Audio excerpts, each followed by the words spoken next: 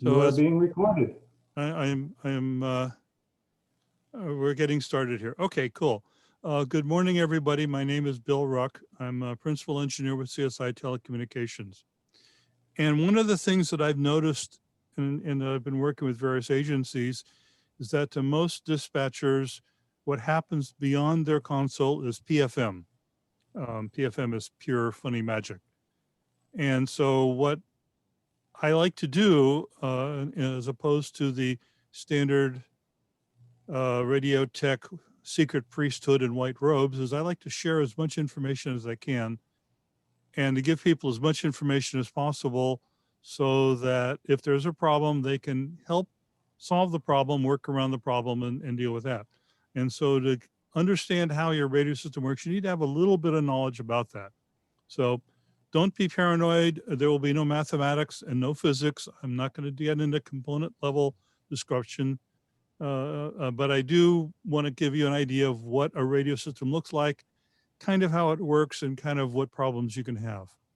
Now, there's one thing that differentiates me from many of the other radio tech people you've worked with is that I have been a dispatcher.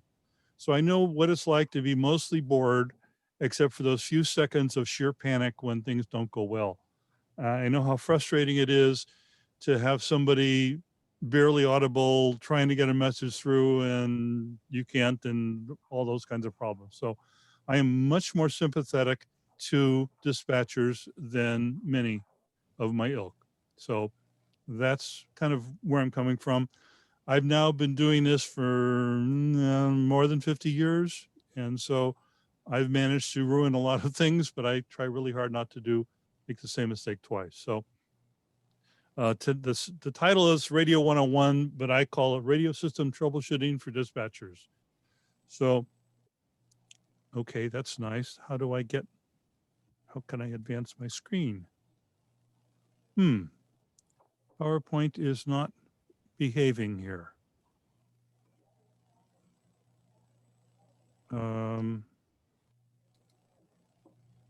Okay, I'll use the mouse button. Radio has been around for a long time, and it didn't just start recently, and I like to start historically. And so I'm starting with Senatore Guglielmo Marconi. And Marconi was not the first person to get involved in what they then called wireless, but he was the first person to say, I can make money sending messages without wires. And that's a critical step because everyone else in 1880 was experimenting. They were college professors and they were learning about how it worked and trying to figure out exactly what it was. None of them had any practical applications. But it was Senatore Marconi that saw the practical use of wireless. And so he more or less started what we do today. And I like to explain to people that when you send a text message, you're proving that Marconi had the right idea 140 whatever years ago. So so that's the beginning. Now, the radio spectrum is quite large, but in most areas, and especially in the United States, it is full. And this little chart here, which is actually out of date, it's but because things have been changed around. But the bottom line is that from over here, which is low frequencies, very low frequencies, all the way up through microwave frequencies, all the way over here, there are no blank spaces. Everything is used by somebody. And in fact, today there is a continuous battle over new users that want to take away spectrum from old users, and that's been going on. So let's get an idea of the radio spectrum here, and then at the bottom here is this is all of electromagnetic energy. Radio spectrum is just the orange part in the middle.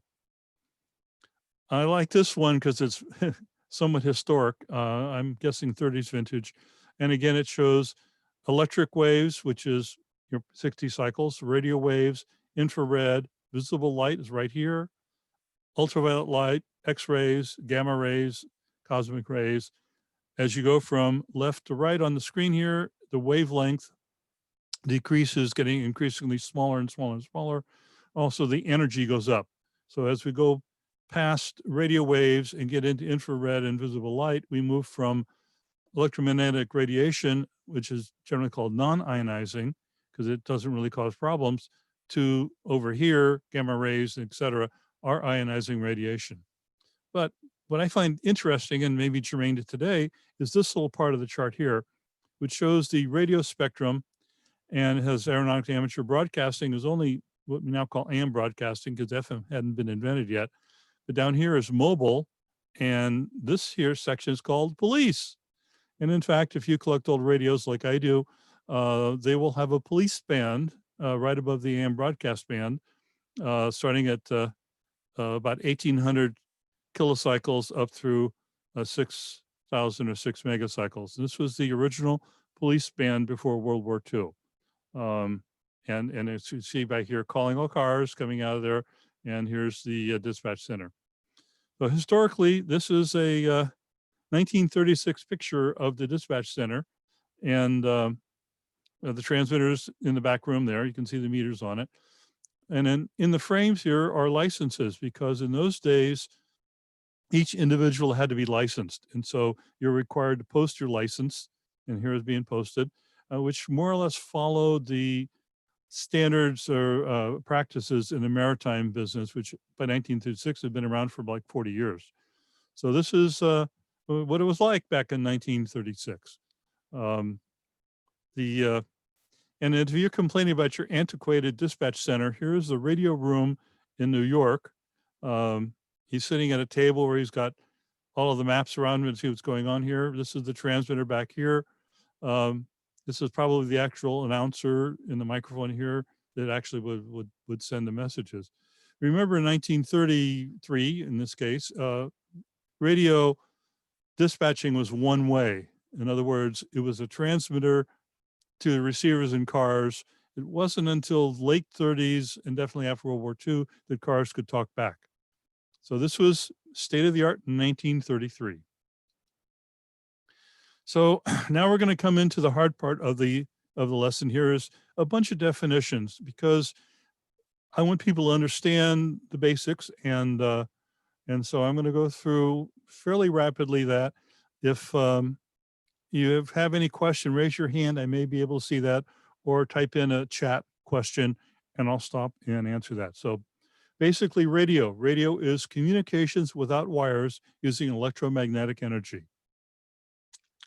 Okay, transmitter. Okay, transmitter generates the radio frequency electrical energy, and that's the beginning of the chain. The receiver is the other end, a device which detects radio frequency electrical energy. The transceiver is a device that has both a transmitter and a receiver in the same unit. Most of what we see today are properly called transceivers. They both transmit and receive. And this is one of the tricky parts, and one of the areas that I really, really get involved in is antennas. They are a fair amount of PFM, but an antenna takes electrical energy, which travels through wires, into electromagnetic energy, which travels through space. Or on the other end, it takes electromagnetic energy and converts it back to electrical energy to feed a receiver. So we have a transmitter to the antenna, and then the antenna back to the receivers. A base station is a transceiver connected to an antenna mounted to a building or a structure like a tower. And that is called, and this is kind of FCC definitions, but in the business, that's a base station. A mobile station is a transceiver that is located in a vehicle or handheld. Or as Press Thompson used to tell me, it has tires or shoes. So it's not the radio itself, it's its use that defines it as a mobile or a base station. If it's moving, it's a mobile. If it's not moving, it's a base. The next kind of definition, which is another way of looking at things, is the word is called simplex. That's a radio system that transmits and receives on the same frequency. Most early two-way radio systems were simplex. Duplex is a radio system that transmits on one frequency and receives on a different frequency. There are advantages and the disadvantages of duplex, but that is the fact that it uses two frequencies makes it duplex. Half duplex is a radio system that uses two frequencies that either transmits or receives, but not both at the same time. So your basic walkie-talkie or your basic transceiver is half duplex. It receives, push the button, it transmits. It cannot do both at the same time. That's half duplex. Full duplex is a radio system that uses two frequencies that can transmit and receive simultaneously. Walkie can't do that, but your cell phone is an example of full duplex, and there are other examples of full duplex that can go in both directions at the same time. In a special category of base station is a full duplex transceiver that is configured to simultaneously transmit signals that it's received. So it repeats what it's received back on the transmitter side. And then there's another definition here, and I'm going through this rapidly, so if I'm going too fast, stop me. But direct generally refers to a mobile directly communicating with another mobile, generally using the same frequency or simplex. So you have repeat and direct, which is also could be called simplex. And there are times in a repeater system that you have a base station that looks like a mobile station to the repeater, and that is a control station, allows you to use the repeater from a fixed location. And in the pictures that I showed you, those did not have remote control. The transmitter was right there. The switch was on the front of the transmitter. The remote control is a system that allows control of a base station from a different location. In most cases today, you have a base station on a tower or on top of a mountain or somewhere, which is not your dispatch location. So that gives you some of the functions include received audio, transmitted audio in the other direction, and transmit control, which is commonly called push to talk or PTT. And one form of remote control is wireline control that uses copper wires that used to be running from the phone company, which you can't get anymore in most places, but even wireline control over your own microwave system is still wireline control. In terms of use, and this is more common now in the cell world, it's called uplink, talk-in is describe the process of mobiles in the field communicating with the control point. Okay, that's outside coming in. And the other end, of course, is talk out, which is the process of the control point communicating with mobiles in the field. And there are various ways of controlling that. Carrier squelch is a receive system that unmutes the receiver whenever any signal is received on that frequency. And most amateur radios carrier squelch, and most early radio systems carrier squelch, because there was nobody else out there, but it started becoming annoying when you're getting unwanted stuff. So a newer system was called coded squelch that encodes a transmission with a specific signal that allows the receiver to remain unmuted co-channel transmissions unless the proper specific signal is transmitted. In analog systems, this is called CTCSS, Continuous Tone Coded Squelch System. Motorola's trademark is PL. GE had their own words for that. There's a version which uses a digital word, which is called DCS. That's still analog radio. And then in digital systems like P25, it's called NAC, access code. Now, traditionally, radios, you had one or a pair of frequencies, and that was your channel one or red channel or whatever you called it. But that started becoming cumbersome. So there's a system where multiple radio channels are shared among users controlled by a computer. Trunking actually dates back to the 20s and 30s when the phone company was trying to figure out how to connect telephones without having too much stuff. They would share links between central offices called trunks. And we've adopted that term for radio. So instead of radio channels like red and blue or 1 and 2, users are separated into a talk group. And when a talk group transmits, the radio talks to the computer assigns a radio channel to that particular conversation. And it's something that took a lot of technology to do. You could not do trunking in 1960. The technology simply did not exist. Another quickly thing I'm going through here, but is a large discussion and a lot of bad information, is analog versus digital. This is kind of a generic graph, which it varies depending on lots of things, but when you have a lot of signal and you're close, there really is no difference between analog and digital modulation. And when I say digital, that includes P25, but it could include NXDN and a lot of other digital forms. But as you get weaker, there's a digression between the two. And it turns out that digital has error correction and it can fix for problems. And so for a while, digital modulation has improved intelligibility. So this is the area right here. Analog degrades gracefully. It goes and gets noisier and noisier and noisier and noisier and noisier. When digital says, I give up, I can no longer decode that, it squelches completely and you fall off the cliff. That's why it's called the cliff effect or the knee effect. And there are areas where in analog, you can get fuzzy and maybe difficult communication, but you can still kind of get through until it finally disappears with not enough signal. So in urban areas where you have lots of signal and it's not a problem, analog and digital, there's no difference. As you start getting into more rural systems where you do have coverage issues, sometimes analog is not the best idea. Sometimes analog is preferred to digital because you do get this little area over here of marginal but maybe usable communications.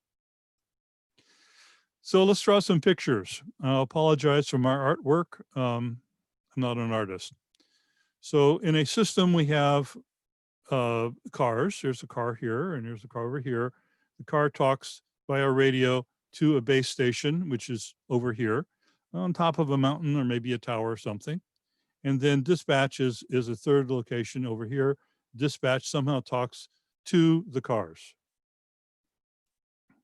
So in a simplex system, very simple system, we have our cars. They both use a frequency. I'm showing UHF 460 dot something, which is then connected via wireline control to dispatch. So dispatch can talk to the cars and the cars can talk back to dispatch. Life is good. We can also though run duplex where you're using two different frequencies. Here it's 460 dot something and 465 dot something, still under wireline control. Now this is often done in some areas where you deliberately do not want the mobiles to talk to each other, and you can control that. And Highway Patrol does that. When I dispatched the Teamsters, we had the same kind of thing where the cars could not talk, or the delivery trucks could not talk to each other because they would chat too much. And it's possible not to have wireline control. We have dispatch that goes to a control station that looks like a mobile transmitting 465, receiving 460. This would be a repeater. So it transmits 465 something, then a 460 something to mobile, and then the reverse, the mobiles transmit, the repeater comes back to here, and now we can hear. The thing is, control stations tend to be half duplex. So you can talk or listen, but you can't do both at the same time. Whereas previously, wireline control, you can do both. And getting a little bit more detail here, here's our mountaintop transmitter. This would be a half duplex receiver 465 something, transmitter 460 something, and a relay switches the antenna between the two. Then audio and carrier operated relay goes to the control interface, transmit audio and keying goes to the transmitter, and that's combined into the wireline remote control going down to the dispatch center.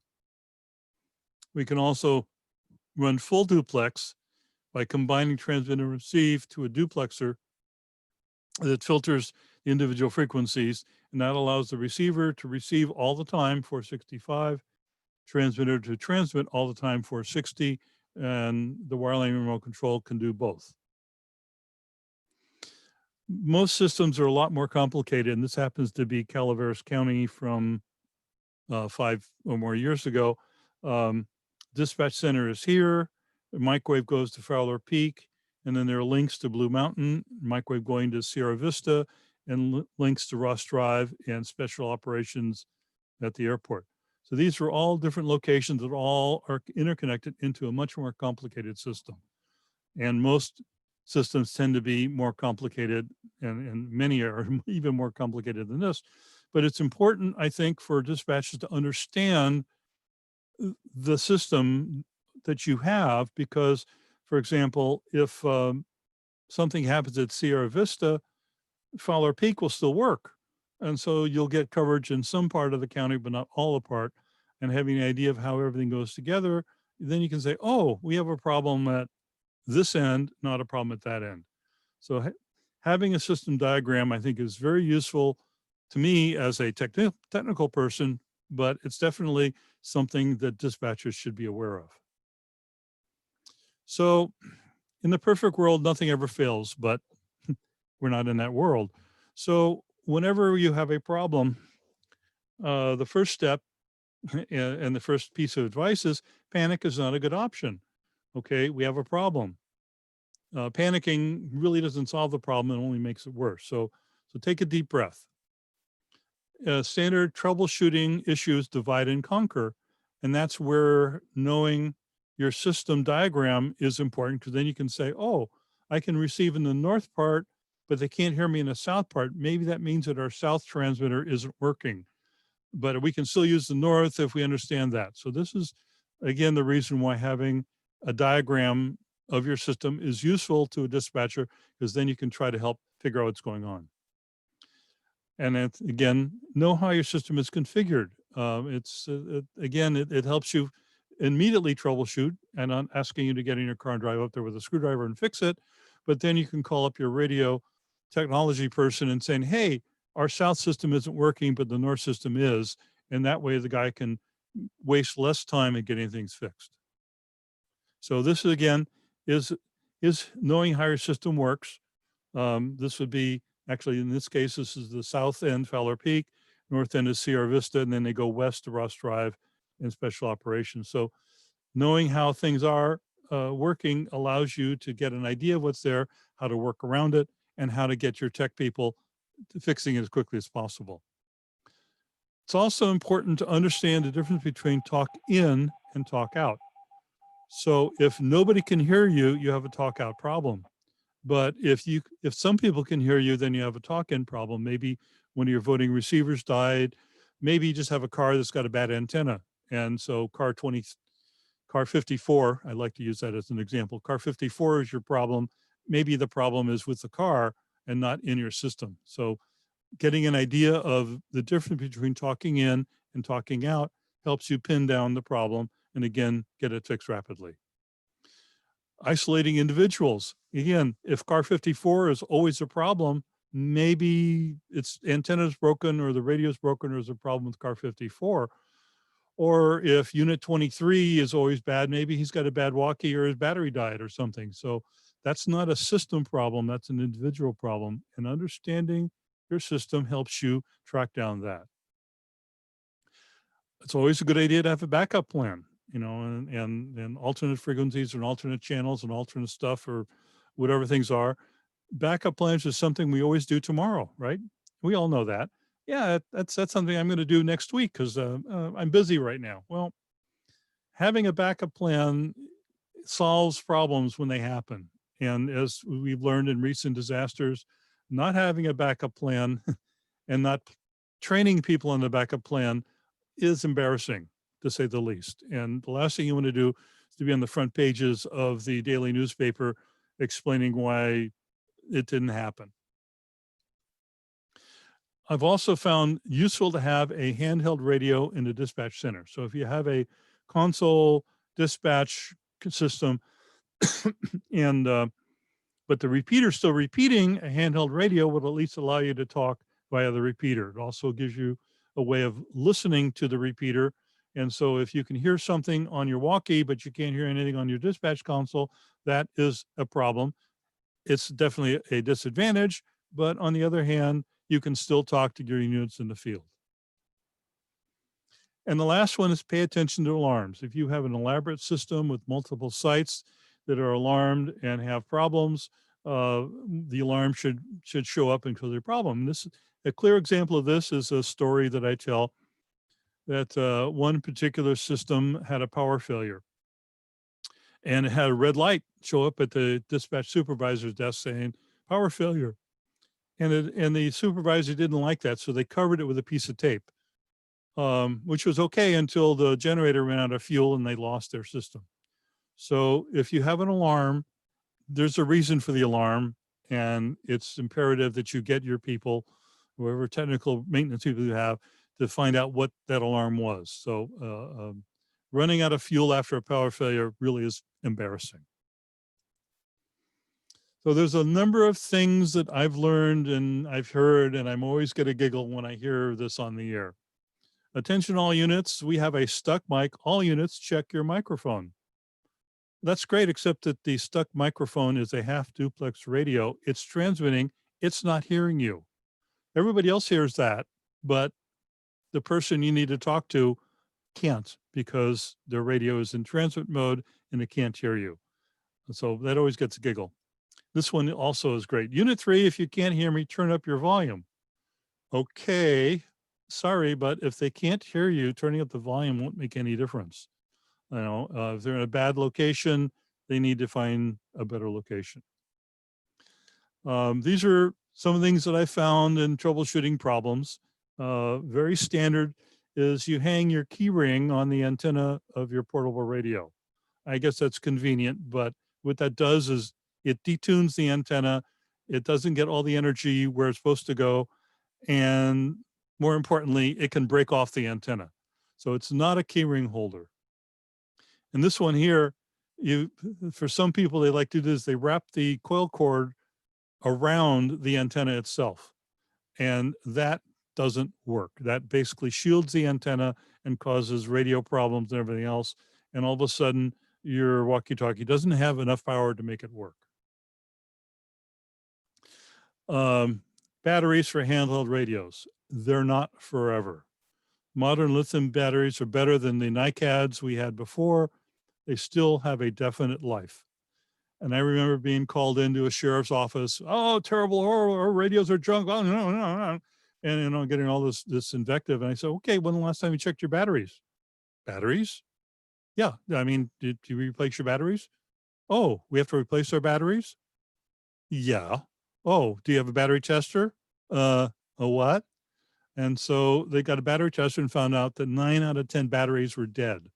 And so the deputies were running around with a radio the last 2 or 3 hours, and then they were dead. Um, After spending a lot of money buying all new batteries for everybody, you want to have a 1 or 2 or 3 year program where you rotate through and keep fresh batteries in your units. Having a bunch of dead batteries in your drawer is not a good idea. And I just see from Sandra, one of my pet peeves, open mic, check your mics. Yeah, right. But anyway, that is something that requires management. And again, if unit 22 is always having problem with the radio, maybe you need to find out whether their battery's dead in their walkie.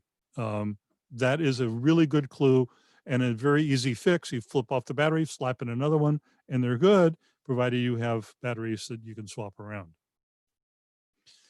Okay, I've been really, really quick, and I've been kind of running through this and doing a fire hose dump on you. If you're interested in learning more about radio, I highly recommend the ARRL Amateur Radio Handbook. You don't have to buy the latest and greatest one. You can generally find them in used bookstores for dollars. The thing is radio, whether it's used by public safety, whether it's used by broadcasters, whether it's used by amateurs, whether it's used by anybody, radio is still radio. So if you want to learn more about how radio actually works, the ARRL handbook is written at about a high school level. There's no calculus or high level math. All you need to understand is when they're talking about the 6-meter band, they're talking about low band. When they're talking about the 2-meter band, that is high band. And they're talking about 70 centimeters, that's a UHF. But in terms of radio and how radio works and how transmitters, antennas, and everything else, all the information you need to know on how to work in radio is in that handbook. And I highly recommend the ARRL handbook as a good resource, a very approachable resource to radio. One of my interesting stories, I was working with the sheriff's department and they were unhappy with their radio provider. And he was basically dumping bovine processed grass on the sergeant. And so I said to the sergeant, and so I gave him a copy of the book. Well, she read it. She understood what the problems were. And then she started giving him more pointed questions. And ultimately, he no longer worked for the county. So I think knowledge is very powerful. And so this is an easy way to do that. Okay, I'm going to undo screen sharing so I can see everybody. And so does anybody have any questions on what I just dumped on you? Well, either I did a really good job or you all went to sleep. Well, they might all have their mics muted, so you need to unmute yourself if you want to ask a question. And or put it in the chat window. Put it in chat. Ali, what questions do you have? Hey, Bill. Can you hear me now? Yep, I can hear you now. Oh, not too much. Good job. You're just picking on me to make sure I'm staying awake, huh, Bill? That's you know right. my tendency at these meetings. By the way, I'm doing this from my home office, and behind me on this side is my test bench and parts and everything else. I do a lot of custom work for broadcast and other special kinds of things. So this is my home office, and I'm very much into radio. Pretty cool. Any other questions? When did you become a ham? Actually, I've only recently become an amateur radio operator. Okay. I've been a professional for 50 years. Okay. I do hold W6VSY, which is actually my father's call sign. I'm mostly honoring my father. He was a 2-meter pioneer after World War II. Oh, cool. So, most interesting troubleshooting issue. Oh, man, I can go on for days on troubleshooting issues. There are a number of war stories. In fact, tomorrow I'm going to be working with the FCC to solve a interference issue to East Bay Regional Communication System Authority. But in terms of troubleshooting, remember what I said, don't panic. And the story I'll tell is when I was in the Navy Reserve, we had an operations group, and then I was in the maintenance group. And on Saturday or Sunday, somebody would come around for operations saying, chief, the blah, blah, blah isn't working. And the chief, being a Navy chief, senior enlisted kind of guy, he would calmly put down the newspaper, take a sip of coffee with his thumb over the edge of the mug in proper Navy style, take a sip of coffee and say, is the ON/OFF switch in the ON or the OFF position? They'll go, chief, they go running back in operations. And most of the time they wouldn't come back. Many times it is something as simple as the on-off switch is in the wrong position. Finding that can be tricky. And that is where the concept of divide and conquer and knowing your system is important, because then you can say, oh, this half is working, this half isn't. I need to go over here. I need to look at this. I don't know what other interesting troubleshooting issues I can tell stories on, but that's the key here, is to try to know your system well enough to understand where the problems are and to be able to separate it and get it down to saying, you don't really need to know that Q15 has died in the transmitter. You just need to know that my Blue Mountain transmitter on channel 4 doesn't work. And that is key to getting your tech people into fixing it as rapidly as possible. Just calling on saying, it's broken, terrible, it's horrible, it makes them do a lot of work and it takes longer to fix it. And that is really what I'm asking dispatchers to do, not fix it, but be able to help your fixer fix it. So we have lots of time left. We can tell stories forever here. I can bring up a couple of examples of interference that you need to understand. One of them is control stations that are set up so that they hit the repeater site at massive signal levels and cause problems to the other receivers on the site. So controlling control stations is one of my pet peeves. Yeah, here's one other troubleshooting issue. And that is the official definition of harmful interference versus annoyance. Harmful interference is defined by the FCC as repeatedly disrupts communications. But if you're hearing somebody on your channel, that's more of an annoyance. And I got a call recently from accounting, and they're having somebody running around with a walkie-talkie annoying them and just ka-chunking. They're on the output side, so they're not ka-chunking the repeater, but they're just annoying them and they want to know what we could do. Well, first of all, it's hard to find something that's moving and random. And secondly, if it's not harmful interference, the FCC will say, thank you very much, but it'll be a while before we get to you. So harmful interference is a special category of problems. One of the other interesting things, and this is, how many people here remember Art McDowell and Press Thompson, two true pioneers in the industry?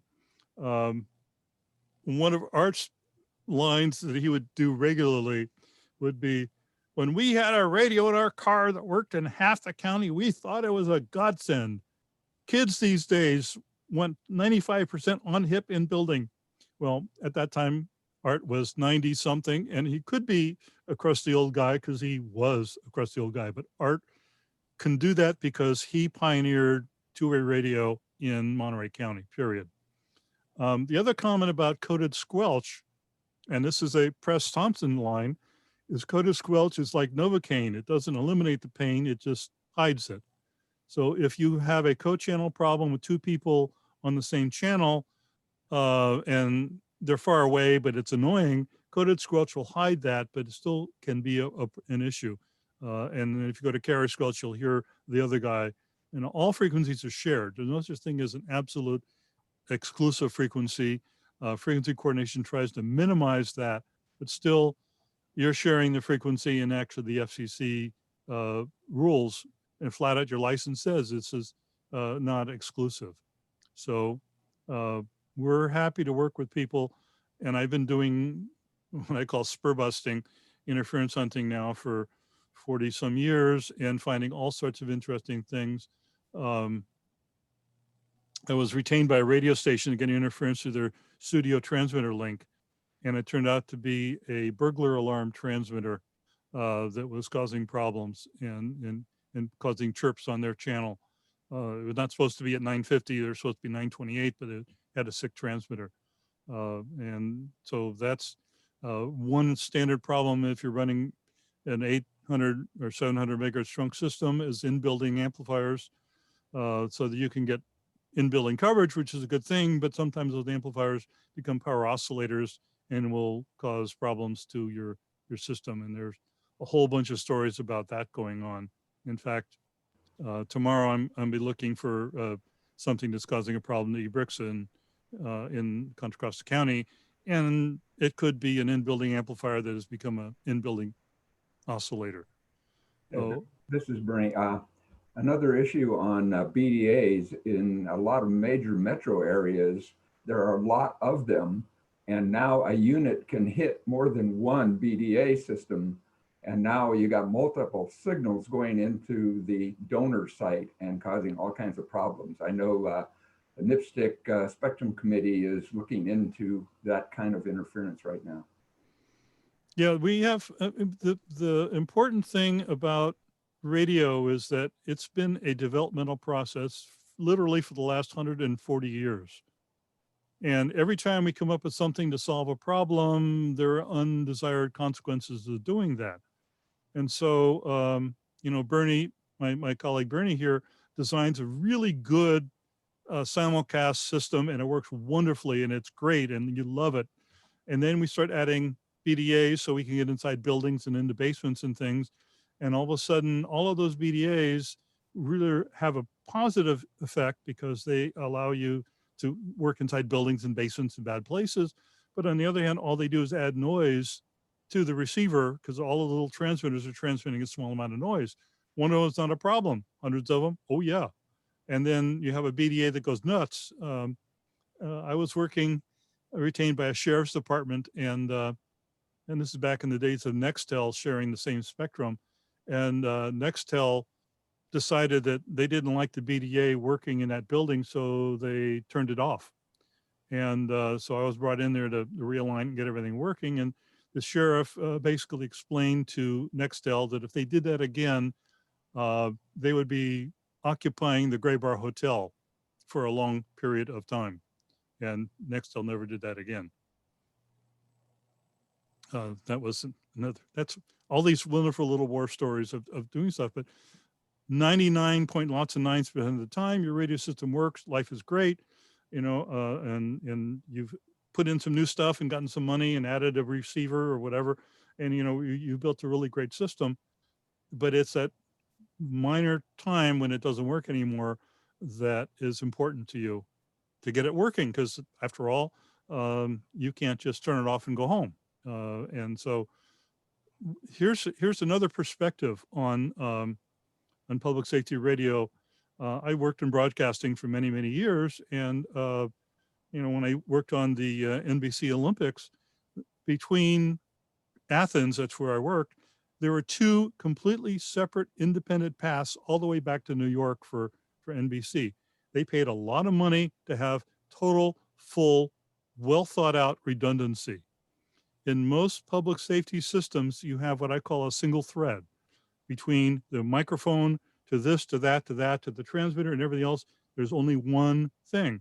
Well, that's great when they all work, but when they don't work, you have no backup plans.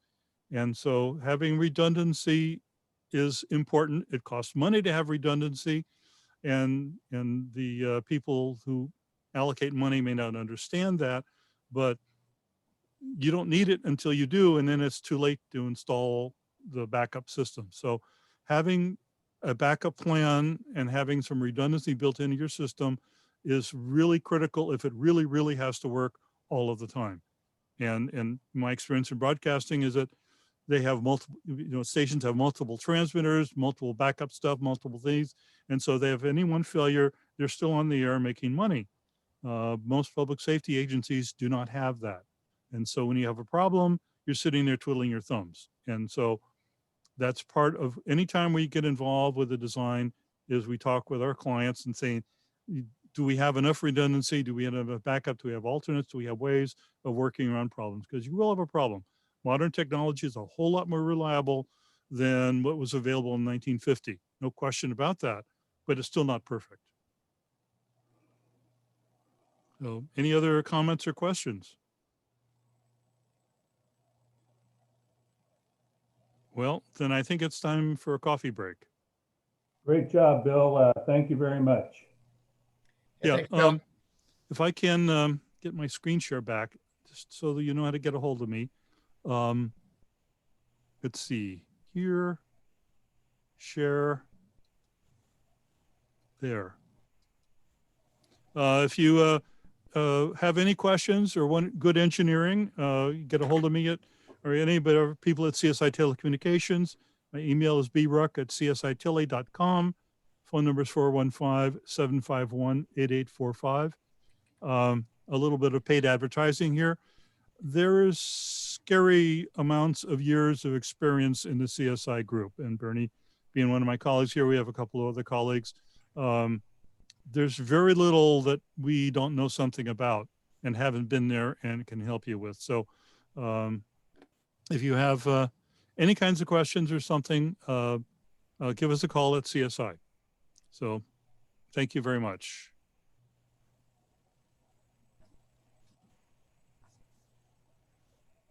Thanks, Bill. See ya.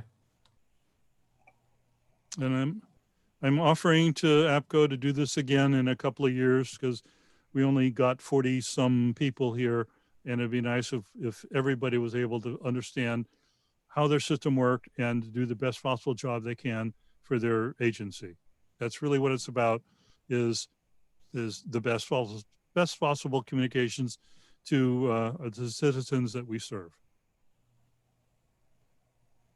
Thanks again.